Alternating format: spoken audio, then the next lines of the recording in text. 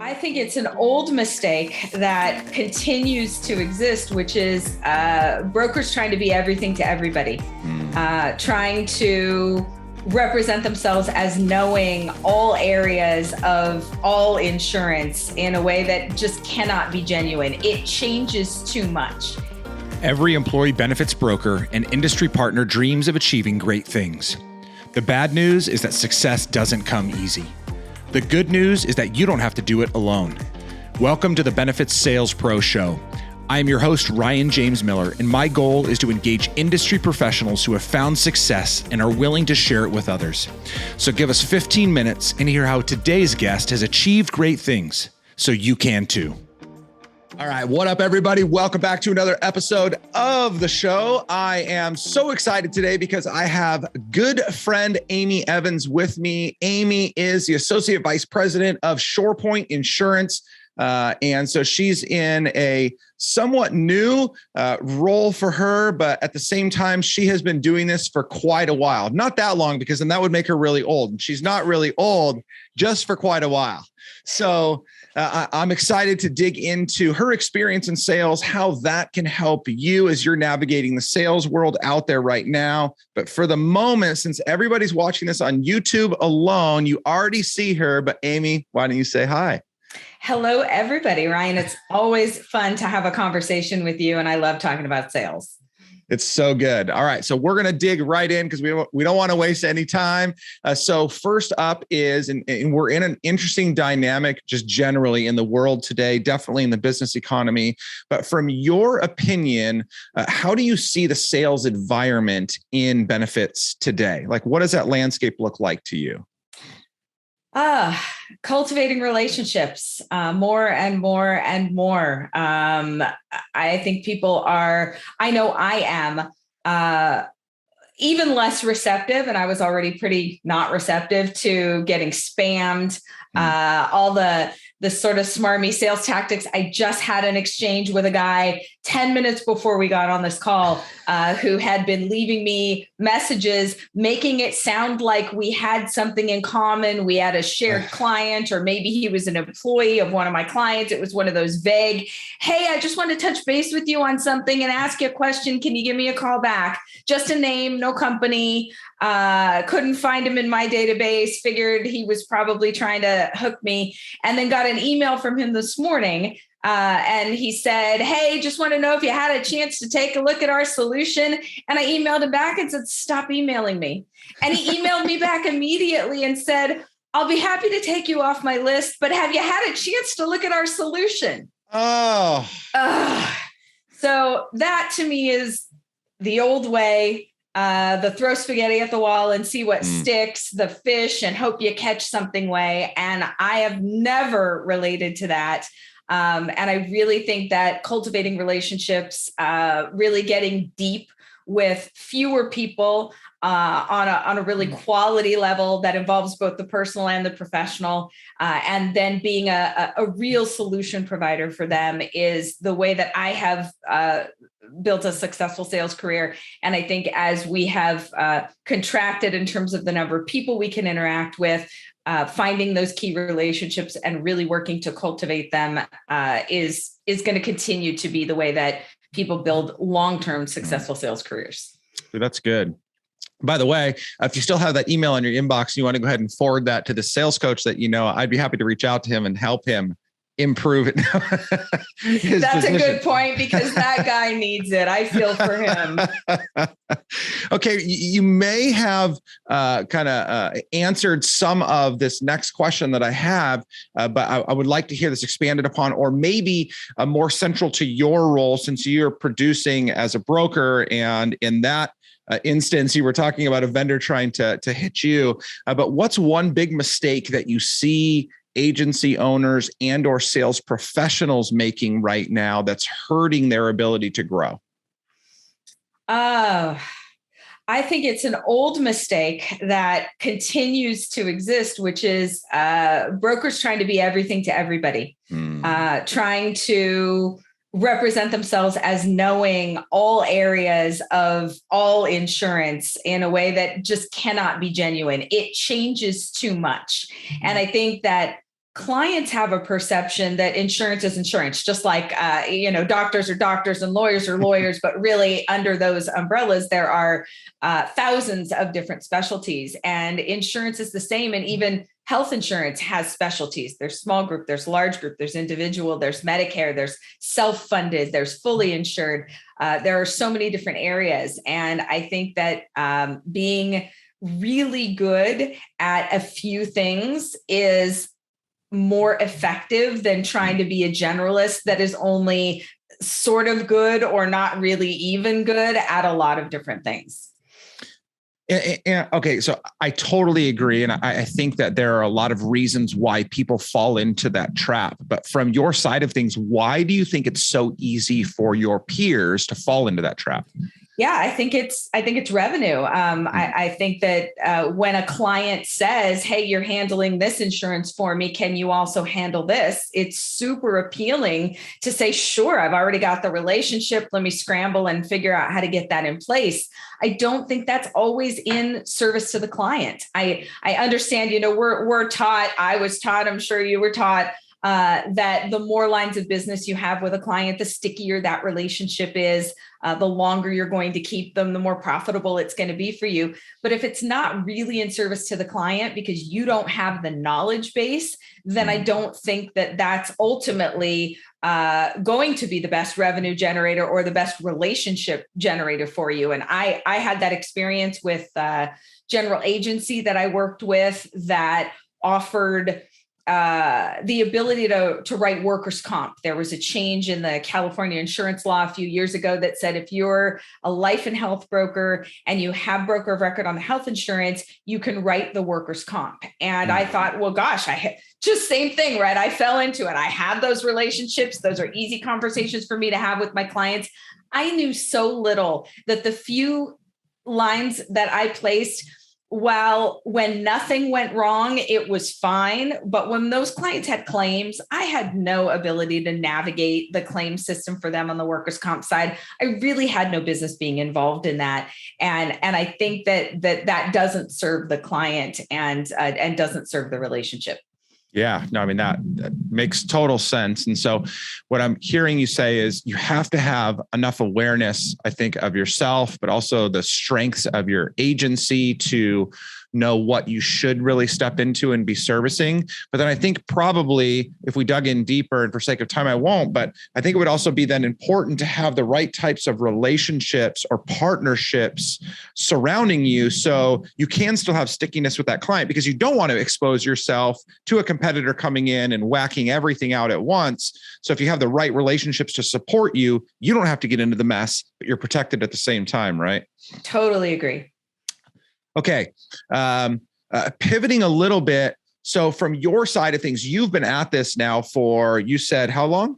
More than 20 years. Woo. Okay. So a long time. You have survived a lot in this industry, lots of economic cycles, just generally, very specifically, the inception of the Affordable Care Act, which created chaos, COVID, which created its own chaos. And so what is one sales tactic, strategy, approach that you have adopted that you feel has helped you to get to this point and be successful? Oh, goodness. There's lots of things that come to mind there. One is, and this isn't a tactic other than I chose well in terms of the industry that I wanted to go into. Fortunately, health insurance is pretty recession proof and pretty pandemic proof in that people feel that that is an important thing for them to have in order to provide them with hopefully affordable care. So it's an industry that I have found has served me well and has been able to ride out the ups and downs that you mentioned.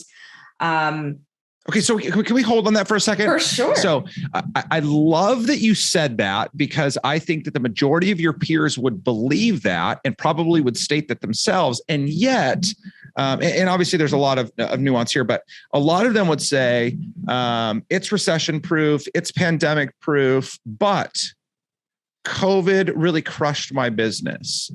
Sales died. I lost revenue. So how do you reconcile those two things together when you say, and I believe you, that like this survives everything basically. Yeah. But then other people are saying, yeah, but it crushed me. That's like you said, there's a lot of nuance there. I think it depends on the types of businesses that you sell to. And those are not always easy choices, coming into the business and building a book of business. Had my book of business been heavy in restaurants, I probably would be having a different conversation with you than I am now. The not only it was my business recession proof in terms of the need, but the clients that I had survived COVID. So they did have layoffs, but they all stayed in business. I didn't lose a single client that went out of business because of COVID.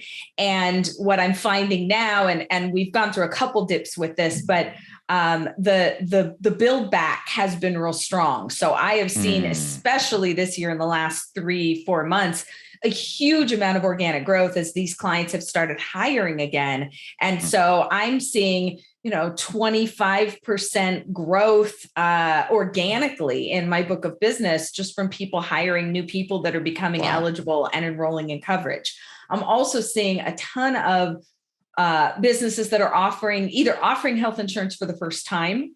And I have positioned myself as a very easy broker to work with for employers who've never offered insurance before. So I am willing to walk them through that process, which can sometimes take months and months. It is not an easy close. It is not an easy sale. There's a lot of education on the employer side and the employee side, but the trusted advisors I work with who refer to me know that I will walk an employer through that process to get them to the point of implementing health insurance for their employees. So a lot of employers that are now coming in to the market who've never been there before. And then a lot of employers who are seeing that we've always said, benefits attracts and retains employees. Employers who are having trouble in the job market attracting and retaining employees and are now going from just offering health insurance to offering health, dental, vision, life, disability, and other things to make their benefit package more robust. So it's another way that I'm seeing organic growth. Yeah. Okay. So what I love, and this is right before I have one more question to ask as we land the plane, but I'm hearing a common thread, which is this huge exercise in self-awareness. So knowing what I'm good at, knowing what I'm passionate about, but then also committing to a lane and sticking with it through, because you said that earlier when it talked about, I don't want to be all things to all people. So knowing the lane strategically, you have aligned yourself with business owners and business types that are going to be more quote unquote recession proof. And so you've made choices that have enabled you to achieve success through times when other people have found struggle. So I think that's a big takeaway for people, whether they're trying to rebuild their business or they're stepping into this, this is early in their career, is choose wisely, because if you don't have a clear lane, you're going to get yourself into a lot of trouble more often than not. Yeah, I think that's true. I think that's very true. Okay. Final question is, 20 years ago, you got into this business. So if you were to be able to tell yourself something today or for 20 years ago, knowing what you know today, what would that be? Be patient. One of my sales mentors said pretty early on that this is insurance is a get rich slow scheme. And I love that. That really resonated with me. That has proven true, meaning be patient, be strategic, like you said, be a specialist in something so that you can differentiate yourself from all the other brokers that are in this pool, build quality relationships. I am very much about, like I said earlier, cultivating relationships for the long term and being of service to those people so that they know that I am going to be of service to their clients, because making a referral is a very important, a very valuable thing to receive. And I want to be sure that my referral partners know that I'm going to take good care of their clients. And I will always add, when we're talking about sales and insurance, that this is such a great industry for women. And one of the things that I love about the compensation in the insurance industry is there's no glass ceiling on commissions. So if anybody is listening to this, considering coming into this industry, sales is a tough industry, but the way that we're compensated has no gender differentiation and no glass ceiling. And I really love that about the career that I've had. I love that as a way to land. I think it's just, it's so powerful. And again, I think that it just aligns with who you are. I cannot recommend enough. If you're watching this, if you're listening to Amy speak and you're like, oh man, something really struck, something really resonated, and you, for some godforsaken reason, are not connected to her, you should, because Amy, you're doing great things in the industry. I mean, definitely, from just a pure, production and success standpoint, you've had a great career to this point, and people that know you would agree to that. But beyond that, you are a wonderful human being. You have, I know that you champion, empowering women to be successful in the industry, but I would go a step further and say, I think you've just become a model for how to just champion carrying yourself well and doing right in the industry. And I don't want to take away from what you're doing for women, because it is so amazing, but I think that just transcends gender. So I think that that's amazing. And I cannot recommend enough for people to connect with you if they have not already. Oh, thank you. That's very kind. You got that. All right, guys. Well, that wraps up another episode of the show. If you have any questions, comments, concerns, positive ones, then you can reach out to Amy. We'll make sure to put her contact information in the show notes. If you have any other feedback or thoughts at all, please make sure to reach out to me. You can go to thebenefitssalespro.com, thebenefitssalespro.com. You can learn more there about what we're doing with the show and tons of other stuff available to salespeople. Until next time, get out there, do your best to absolutely crush those sales goals. Thanks so much, guys. Talk to you soon. Thanks so much for checking out this episode of the Benefits Sales Pro Show. Please make sure to like this episode, subscribe to the channel, and share it with your friends. I also invite you to check out thebenefitssalespro.com. We have created a digital platform that includes both live and on-demand video trainings, quick tips, and a multitude of branding, prospecting, and selling resources that are downloadable for you today. So visit www.thebenefitssalespro.com and grab a free copy of the High Performance Sales Playbook while you're there.